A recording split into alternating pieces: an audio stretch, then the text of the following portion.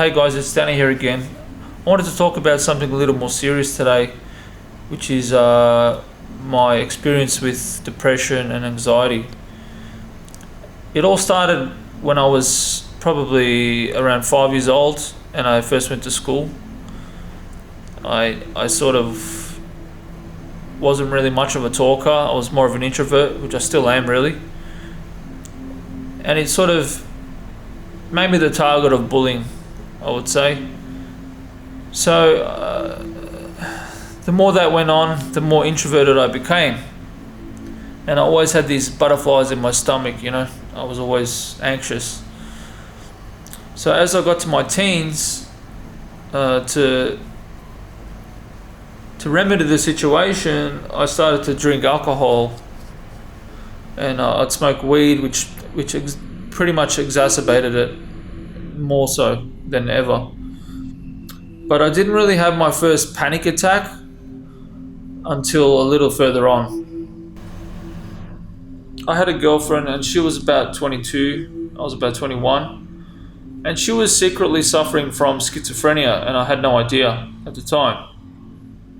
And I had a lot of insecurities myself, and obviously silently suffering from depression and slight anxiety.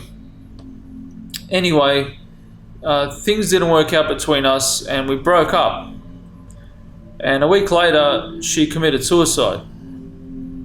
And she wrote me a suicide note. She left me a bunch of money that she pulled out of her ATM, just a few $100s that she had left over. And she told me that she's going to be waiting for me in the afterlife. So that hit me really hard, and it didn't trigger a panic attack at that point, but obviously I was severely depressed and I was taking medication already at that point. I think I was on Effexor at the time. So fast forward about 3 months at work, I was working in an abattoir and there was a gas leak of ammonia, quite a major leak, and the whole abattoir filled up with this odorless gas that you can't see. And I was choking, everybody was choking, and we were running out of the place.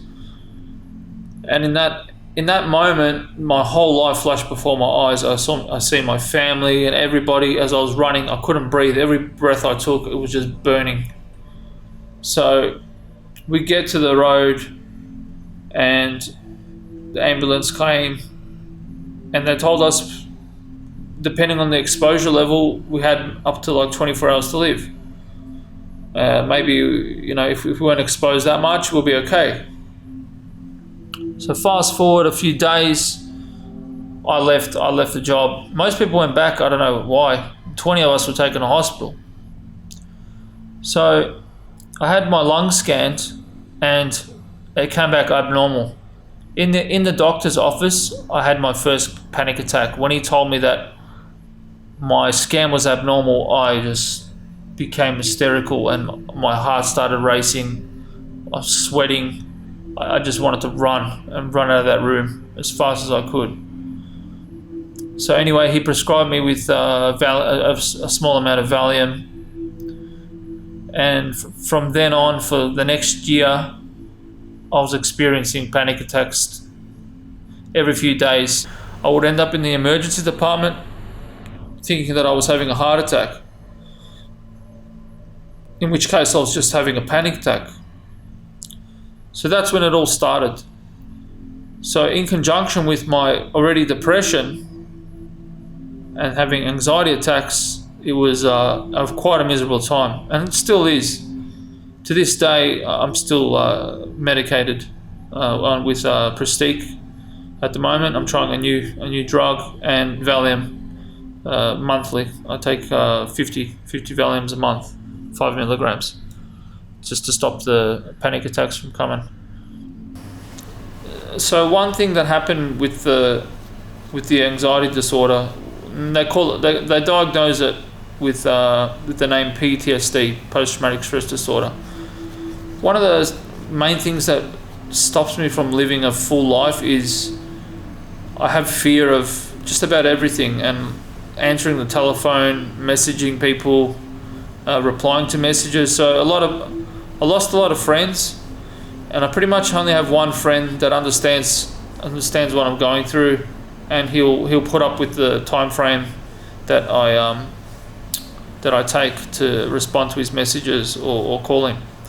So you need to have understanding people around you, and you know, it does get better slowly over time. At my worst, I thought I would never stop having panic attacks. I still do have them, but I have a little bit more control over them now. When I feel them coming on, I can sort of, most of the time I can talk myself out of the panic attack, which is good.